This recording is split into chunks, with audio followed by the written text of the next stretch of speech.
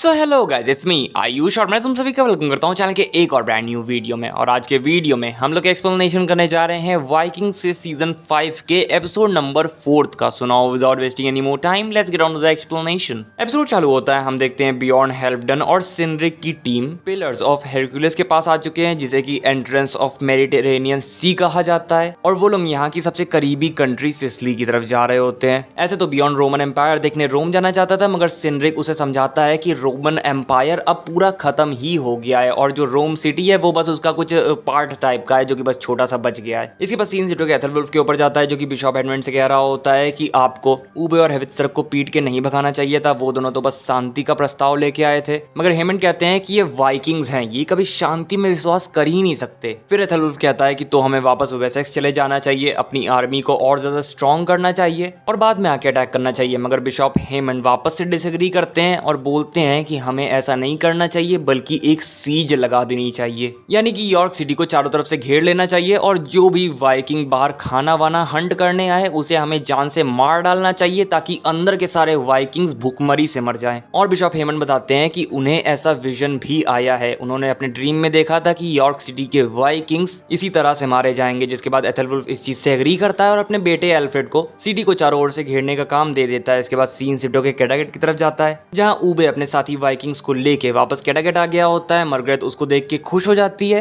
और टोरवी बियॉर्न को ऊबे के साथ ना देख के थोड़ा सा सैड हो जाती है, क्योंकि वो ये एक्सपेक्ट कर रही होती है कि शायद बियॉर्न भी ऊबे के साथ आ जाए। फिर लगातार ऊबे का वेलकम करती है और बताती है कि उसे ऑलरेडी मालूम है कि ग्रेट वाइकिंग आर्मी ने रैगनार की मौत का बदला ले लिया है और आइवर ने सीगर्ड को जान से मार डाला है। इसके बाद ऊबे बताता है कि बियॉर्न ने थ्रू आउट द वॉर बहुत ही अच्छी तरीके से सबको लीड किया और मैं बियॉर्न की काफी ज्यादा रिस्पेक्ट करता हूँ। मगर इसके बाद ऊबे बताता है कि आइवर ने रैगनार के सारे बेटों को अलग कर दिया है, जिस वजह से अब ऊबे आइवर के साथ जंग करेगा। और क्योंकि हेवित्सर्क आइवर के साइड जा चुका है, जिस वजह से अब हेवित्सर्क भी उसका दुश्मन है। एंड ये सब सुनने के बाद लगार्था ऊबे को अलायंस का ऑफर देती है, जिसमें ऊबे लगार्था को किंग हेरल्ड के अगेंस्ट सपोर्ट करेगा और लगार्था ऊबे को आइवर के अगेंस्ट सपोर्ट करेगी। लगार्था ने ऊबे की मदर की जान जरूर ली है, मगर फिर भी ऊबे लगार्था की रिस्पेक्ट करता है, जिस वजह से वो लगार्था के इस ऑफर को एक्सेप्ट कर लेता है। इसके बाद सीन शिफ्ट होता है, मर्गरेट और ऊबे बेड पे होते हैं, जहां पर मर्गरेट ऊबे से कह रही होती है कि लगार्था कमजोर हो रही है, वो अपनी पावर लूज कर रही है और बियॉर्न को तो क्लियरली कैडागेट में कोई इंटरेस्ट नहीं है, जिसकी वजह से तुम्हें कैडागेट के ऊपर रूल करना चाहिए। इसके बाद सीन शिफ्ट होकर बियॉर्न के ऊपर जाता है, जिसे कि सिनरिक बता रहा होता है कि इस सिसिली कंट्री के लीडर का नाम यूफीमीस है, जो कि एक काफी लेजेंडरी बंदा है, तो हमें केयरफुल रह के आगे बढ़ना होगा और ये ध्यान रखना कि हम लोग यहाँ पे ट्रेडर्स के तौर पे आए हैं। और बियॉर्न कहता है कि मुझे मालूम है हमें यहाँ पे काफी सारे एडवेंचर्स करने को मिलेंगे और अगर हम यहाँ से जिंदा वापस कैडागेट चले जाते हैं तो हमारे पास काफी सारी स्टोरीज होंगी बताने को। इसके बाद सीन शिफ्ट होके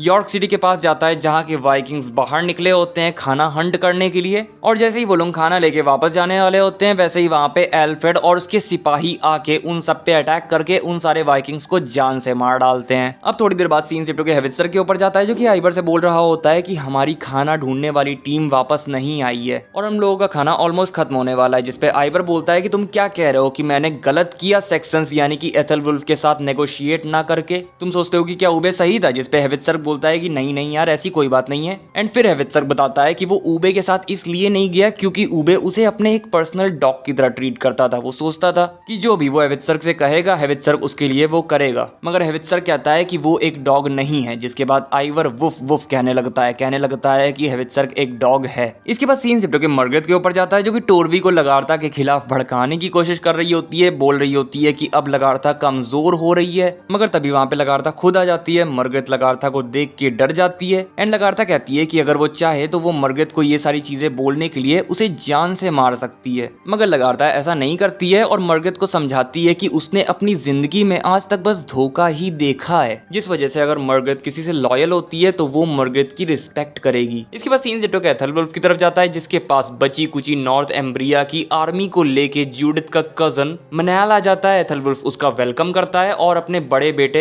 एथलरेड से और बिशॉप हेडमंड से उनका इंट्रोडक्शन करवाता है। और मनाल बोलता है कि उन्होंने एथलवुल्फ और बिशॉप हेडमंड के बारे में बहुत कुछ सुना है और वो ग्रेटफुल है कि उसे उनके अलॉन्ग साइड फाइट करने का चांस मिला है। इसके बाद सीन शिफ्ट होता है, बियॉर्न हेल्फडन, सिनरिक और उनके साथी वाइकिंग वॉरियर्स सिसिली आ जाते हैं और उन्हें देख के यूफीमीस जान जाता है कि ये वाइकिंग्स हैं। बियॉर्न कहता है कि हाँ हम वाइकिंग जरूर है, मगर अभी हम यहाँ पे एज ट्रेडर्स आए हैं। फिर यूफीमीज इनका वेलकम करता है, इन्हें खाना वाना खिलाता है एंड बताता है कि वो पहले वाइकिंग्स नहीं है जो कि यहाँ मेडिटेरेनियन सी आए हैं। रोम के एम्परर माइकल का जो बॉडीगार्ड है वो भी एक वाइकिंग है, जिस वजह से यूफीमीज उन सबसे पूछते हैं कि क्या वो यूफीमीज के बॉडीगार्ड बनना चाहेंगे। इसके बाद वहाँ पे कैसिया नाम की एक औरत गाना गाने लगती है और ये औरत पहले एक नन थी, मगर यूफीमीज इसे किडनैप करके यहाँ पे ले आया। फिर सीन लगार्था पे जाता है जो कि ढोंगी बाबा के पास आके उससे पूछती है कि क्या अब वो कभी भी अपने बेटे बियॉन्ड से वापस मिल पाएगी। ढोंगी बाबा जवाब देते हैं कि हाँ वो मिल तो पाएगी अपने बेटे से वापस, मगर जिस सिचुएशन और जिस सर्कमस्टेंसेस में वो अपने बेटे बियॉन्ड से वापस मिलेगी वो बहुत ही बुरे होंगे। इसके बाद सीन सिटो के हेवित्सर के ऊपर जाता है जो कि ऑल फादर ओडिन से पूछ रहा होता है कि क्या उसने सही किया आइवर के साथ रुक के और ऊबे के साथ ना जाके। इसके बाद सीन बियॉन्ड और हेल्फडन पे जाता है जो कि देखते हैं कि सिनरिक कैसिया से बात कर रहा होता है और फिर एक काले लिबास में आदमी कैसिया के पास आके उससे बात करने लगता है। फिर सिनरिक बियॉन्ड के पास आता है और उसे बताता है कि यूफीमीज एक्चुअल का लीडर नहीं है, वो एक पपेट लीडर है और एक्चुअल लीडर तो एक जियादत अल्लाह नाम का बंदा है जो कि कावरान में रहता है और इफ्रीग्लिया का एमीर है। बियॉन्ड पूछता है कि ये कावरान कहाँ है और सिनरिक बताता है कि ये अफ्रीका में है। इसके बाद हेल्फडन सिनरिक से उस काले कपड़े वाले आदमी से पूछता है और सिनरिक बताता है कि वो शायद स्पाई हो सकता है जो कि कैसिया से प्रोबेबली प्यार करता है। बियॉन्ड पूछता है कि किसका स्पाई, और सिनरिक बताता है कि शायद जियादत का और इस सिसली कंट्री के एम्परर का। और इसके बाद बियॉन्ड सिनरिक से कहता है कि वो इस जियादत बंदे से मिलना चाहता है। इसके बाद सीन सिटो के एथलवुल्फ और बिशॉप हेडमंड की तरफ जाता है जहां वो लोग यॉर्क सिटी के बाहर से देखते हैं कि यॉर्क सिटी के अंदर से धुआं निकल रहा होता है और उन लोगों को लगता है कि ये वाइकिंग्स है जो कि अपने मरे हुए साथियों की डेड बॉडीज को जला रहे हैं। एथलवुल्फ कहता है कि हमें अभी वाइकिंग्स के ऊपर अटैक कर देना चाहिए, मगर हेडमंड उसे रोकते हैं और कहते हैं कि उनके हिसाब से हमें और वेट करना चाहिए ताकि और सारे वाइकिंग्स मरे और वो और ज्यादा कमजोर हो जाएं। मगर ये बात सुनकर एथलवुल्फ कहता है कि तुम हमेशा मेरे डिसीजन से डिसएग्री करते हो, क्या तुम अपने आप को मुझसे ऊपर समझते हो। जिसके बाद हेडमंड झुकते हुए एथलवुल्फ से माफी मांगता है कि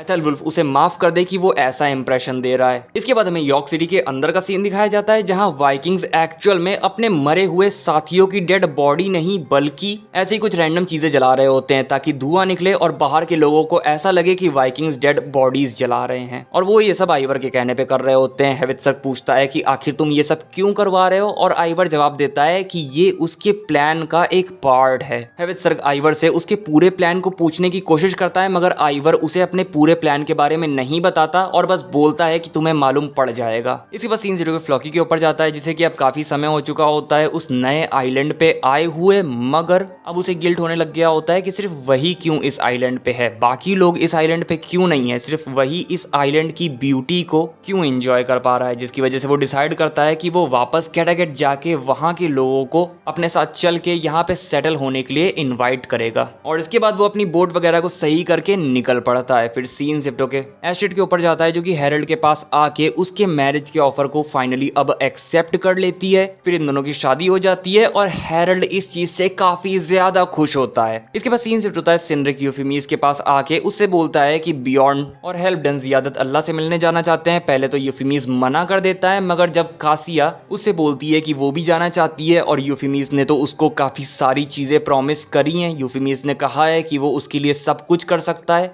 जिसके बाद यूफीमीज उन सबको जियादत अल्लाह से मिलवाने ले जाने के लिए तैयार हो जाता है। इसके बाद सीन सिटो के एथलवुल्फ के सैनिक के ऊपर जाता है जो कि एथलवुल्फ के पास आके उसे बताता है कि सारे वाइकिंग्स यॉर्क सिटी से जा चुके हैं, उनकी बोट्स कहीं पर नहीं है। जो सुन के एथलवुल्फ खुश हो जाता है और अगले दिन वो और बिशॉप हेमंड अपनी अपनी आर्मीज को लेके यॉर्क सिटी के अंदर चले जाते हैं। सभी लोग किसी भी वाइकिंग को वहां ना पाके खुश हो रहे होते हैं, मगर बिशॉप हेमंड को शक हो रहा होता है और वो देखते हैं कि चूहे गटर और टनल्स में ना होके बाहर टहल रहे होते हैं। और इसी के साथ ये एपिसोड यहीं पर खत्म हो जाता है। सो गाइस बस यही था वीडियो। अगर वीडियो अच्छा लगा हो तो लाइक कर देना, चैनल पे नए आए हो तो सब्सक्राइब करके बेल आइकन दबा देना। मैं हम लोग तुम लोगों को नेक्स्ट वीडियो में, तब तक के लिए बाय बाय टाटा।